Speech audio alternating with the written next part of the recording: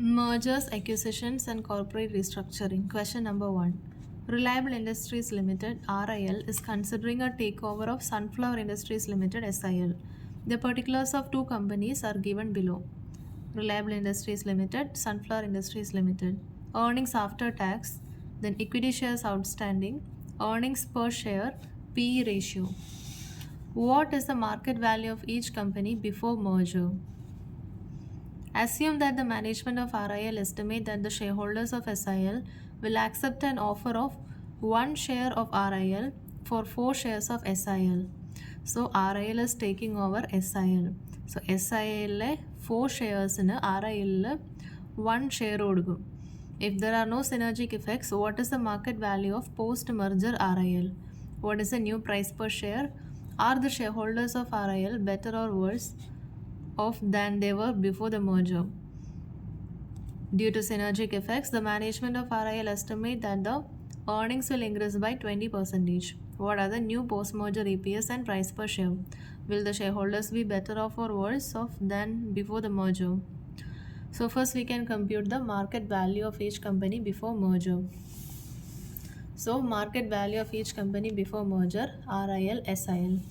Earning per share is 2 and 1. PE ratio is 10 and 5. PE ratio is equal to MPS by EPS. So MPS is equal to EPS into PE ratio. So 2 into 10, 20, 1 into 5, 5.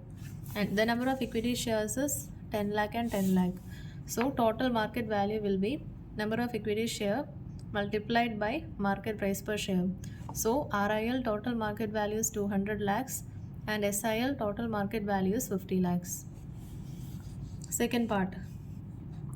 Assume that the management of RIL estimate that the shareholders of SIL will accept an offer of 1 share for 4 shares of SIL. And what is the market value post-merger RIL? New price per share. Shareholders of RIL better or worse off before merger? Okay, so we can see the post-merger effects on RIL. RIL is the acquiring company. So post-merger earnings will be, so after merger, how much will be the total earnings? Earnings after tax, 20 lakh plus 10 lakh, 30 lakh will be the total earnings. That divided by number of equity shares after merger, you will get the earning per share, which will be then multiplied by PE ratio to arrive at the MPS. So we got the MPS after merger. We already calculated the MPS before merger. So deduct AMBOL, you'll get the total gain from merger.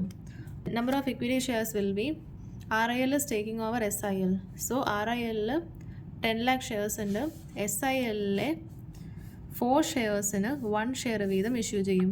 So 10 lakh 4 shares in 1 share വീതം issue ചെയ്യും. 10 lakh into 1 by 4. So total number of equity shares post merger will be 12 lakh 50,000. Earning per share is post merger earnings divided by number of equity shares after merger. So you get the EPS as 2.4. PE ratio we are assuming the same.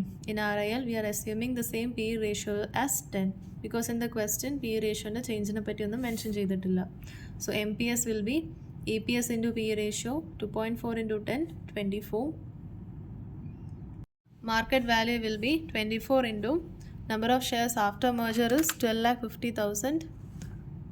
So 300 lakh will be the market value after merger minus pre-merger value. Pre-merger value of SIL is 50 lakhs and RIL is 200 lakhs. So total gain from merger is 50 lakhs. ഇനി ഈ gain of 50 lakhs RIL-നും SIL-നും apportion ചെയ്യണം. Apportionment of gain to RIL and SCL. So total gain is 50 lakhs. So post-merger value minus pre-merger value ചെയ്തിട്ടുണ്ടെങ്കിൽ you will get the gain of each company.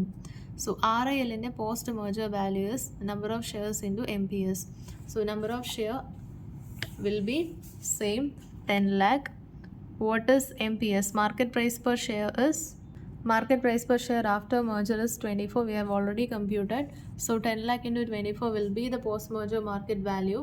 And for SIL, 2,50,000 shares ആണ് new ആയിട്ട് issue ചെയ്യുന്നത്.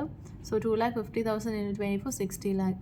Then pre-merger value we already computed in first step 200 lakh and 50 lakh. So RILൻ്റെ gain is 40 lakh and SILൻ്റെ 10 lakh. Thus the shareholders of both the company are better off than before. Then third part, due to the synergic effects, management of RIL estimate that the earnings will increase by 20%.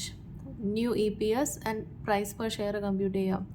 So earnings will increase by 20%. So combined earnings is how much? 30 lakh. So 30 lakh plus 20%, 36 lakh ആയിരിക്കും post merger earnings. Number of equity shares already compute ചെയ്തു. Then balance same step തന്നെ. Earning per share കണ്ടുപിടിക്കാം, P ratio കണ്ടുപിടിക്കാം, MPS ചെയ്യാം. Then market value after merger will be this MPS multiplied by total number of equity shares after merger minus pre-merger value for RIL and SAL. We will get the total gain from merger 50 lakh. So market value 12,50,000 shares into new market price per share minus pre-merger value of RIL and SAL. We get the total gain from merger as 1,10,000. This gain we have to apportion between RIL and SIL. So post-merger market value is number of equity shares into market price per share minus pre-merger value. You get the gain of RIL and SIL. Question number 2. C Limited and P Limited, both companies operating in the same industry, decided to merge and form a new entity S Limited. The relevant financial details of the two companies prior to merger announcement are as follows. C Limited, P Limited. Annual earnings after tax, number of shares outstanding in lakhs തന്നിരിക്കുന്നത്, then P ratio, number of times. The merger will be effected by means of stock swap of 3 shares of C Limited for 1 share of P Limited. So P Limitedൻ്റെ 1 ഷെയറിന് C Limitedൻ്റെ 3 shares issue ചെയ്യും. After the merger, it is expected that due to synergy effects, annual earnings post-tax are expected to be 8% higher than the sum of the earnings of two companies individually. So earnings of two companies 10,000 and 5,800. അതിൻ്റെ ടോട്ടലിൻ്റെ 8%, ടോട്ടലിനേക്കാളും 8% കൂടുതലായിരിക്കും after merger annual earnings എന്ന് പറയുന്നത്. Further, it is expected that P ratio of S Limited shall be average of P ratios of two companies before the merger. So P ratio of two companies before the merger is 8 and 10. ഇതിൻ്റെ average ആയിരിക്കും after merger P ratio. Evaluate the extent to which shareholders of P Limited will be benefited per share from the proposed merger. So first നമുക്ക് earnings of S Limited കണ്ടുപിടിക്കാം.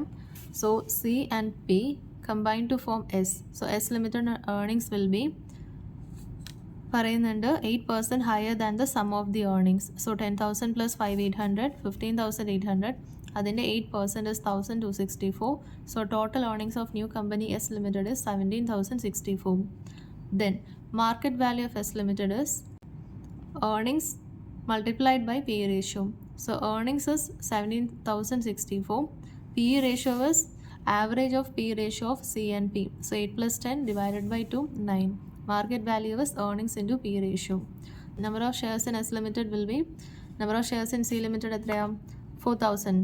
The number of shares in P Limited will be, 1 share of P Limited 3 shares വെച്ച് കൊടുക്കും. So 1,000 divided by 1 into 3, 3,000 shares. So total number of shares in S Limited will be 7,000. ക്വസ്റ്റനിൽ ചോദിച്ചിരിക്കുന്നത് എന്താ, extent which the shareholders of P limited will be benefited per share. Okay, so market value attributable to the shareholders of P limited എത്രയാവും? Total market value is 153,576. അതിൽ P ലിമിറ്റഡിൻ്റെ portion is 3,000. 3 divided by 7. So 153,576 into 3 by 7, 65,818 is the market value attributable to the shareholders of P Limited. Then market value of P Limited before merger is, how much is the earnings? 5,800 multiplied by P ratio 10. So 58,000 is the market value of P Limited before merger. So gain to shareholder will be 7818.29 divided by original number of shares 1000 AMO. You get the gain per share, gain to the shareholders of P Limited.